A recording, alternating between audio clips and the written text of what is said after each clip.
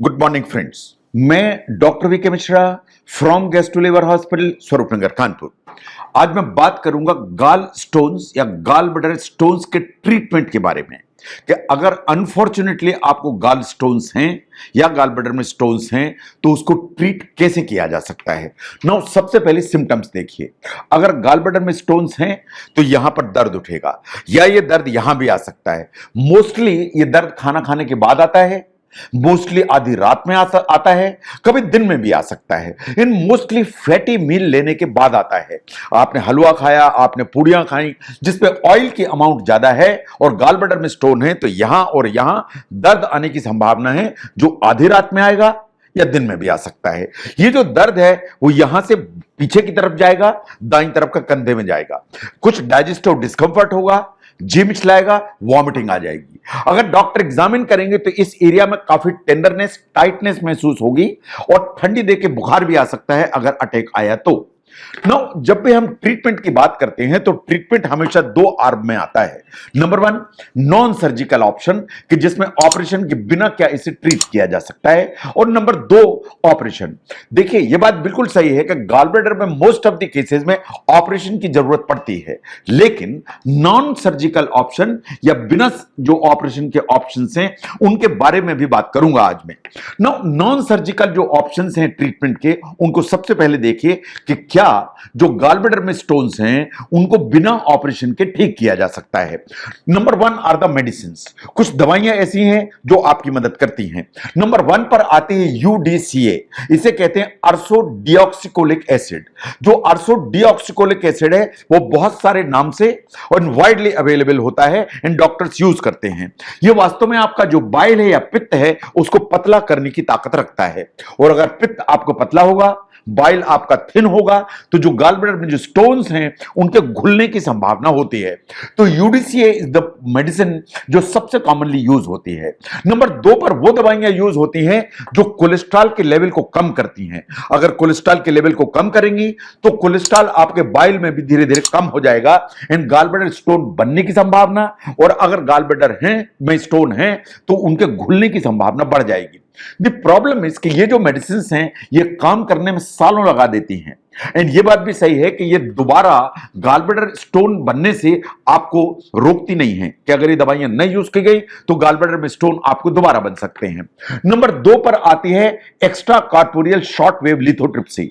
ये एक ऐसी मेथड है जिसमें ना तो कोई कहीं चीरा लगाया जाता है, ना कहीं कोई इंस्ट्रूमेंट पास किया जाता है। जैसे अल्ट्रासाउंड होता है इसी तरह जो बाहर से कुछ वेव्स पास की जाती हैं उनको टारगेट किया जाता है गाल ब्लैडर स्टोन्स के ऊपर, एंड जो वेव्स पास होती हैं ये गाल ब्लैडर के जो स्टोन है उसको फ्रेगमेंट कर देती हैं, तोड़ देती हैं, और जब बिल्कुल तोड़ देती हैं और रेत जैसी हो जाती है गाल ब्लैडर में जो स्टोन है तो वो धीरे धीरे पित्ती की नली के जरिए से पास ऑफ होके लेट्रिन के रास्ते से निकल जाते हैं। ये नॉन सर्जिकल ऑप्शन है।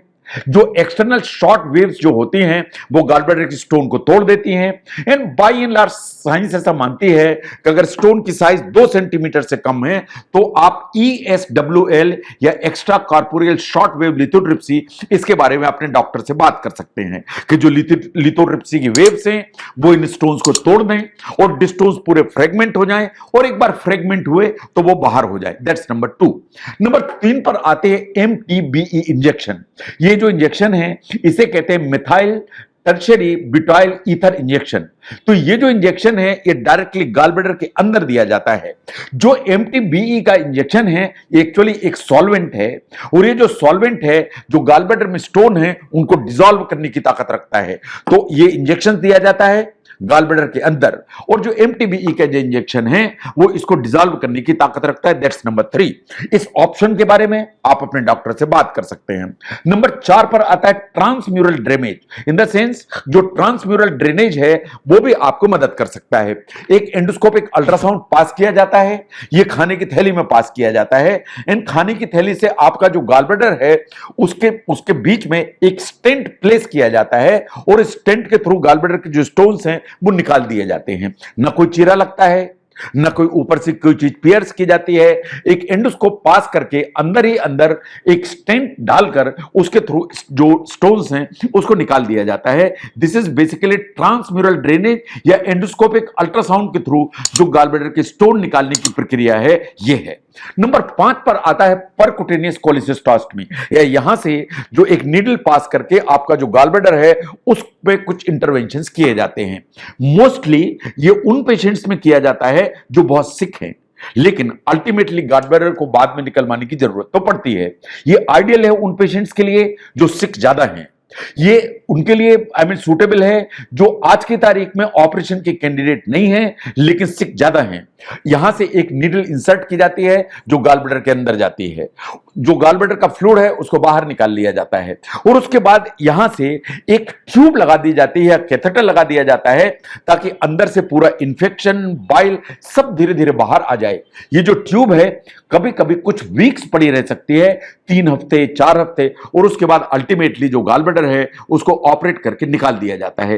तो ये 5 ऐसे ऑप्शन हैं जो वास्तव में नॉन सर्जिकल ऑप्शन की कैटेगरी में आते हैं और ये आप ऑप्ट कर सकते हैं, इनसे आपको फर्क पड़ेगा इन द सेंस कि आप चाहें तो मेडिसिन यूज कर सकते हैं, आप अपने डॉक्टर से बात करें।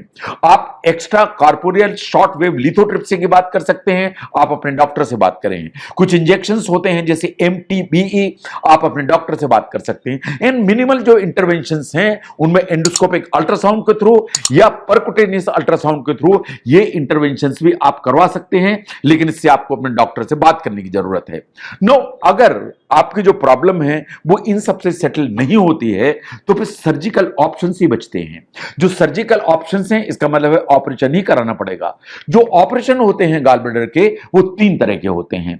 Number 1 is the open surgery, जिसे आप कन्वेंशनल सर्जरी के नाम से जानते हैं।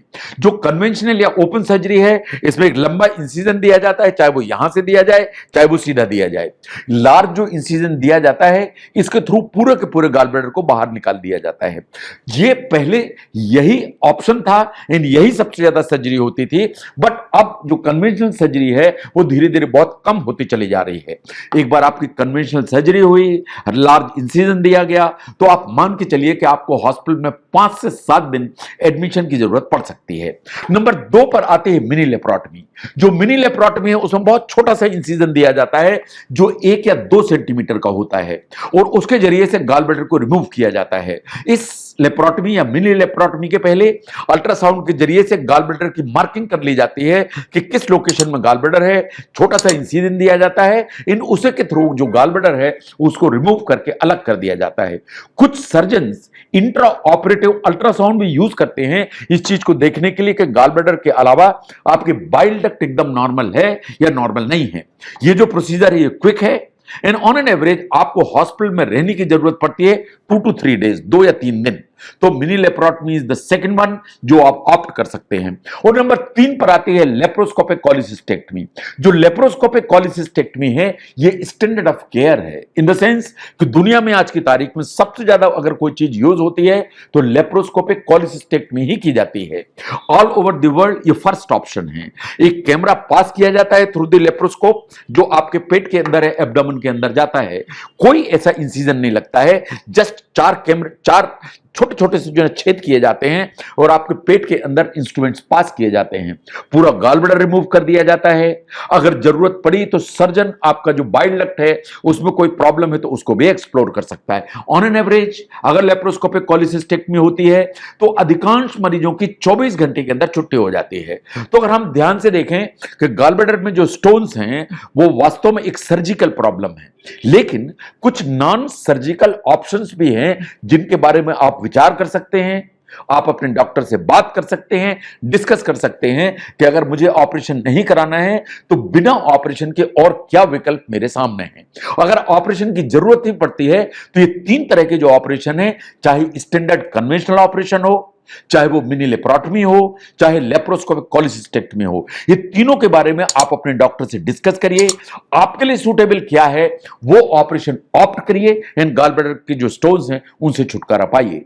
जो गॉल ब्लैडर स्टोन्स हैं उनका जो ट्रीटमेंट है उसके जो सर्जिकल इन उसके नॉन सर्जिकल, ये दोनों जो ऑप्शंस हैं इनके बारे में समझने में अगर ये वीडियो आपको हेल्प करता है तो जरूर शेयर करें। मैं doctor VK Mishra from gastro liver hospital, Swaroopnagar, Kanpur. Thank you very much.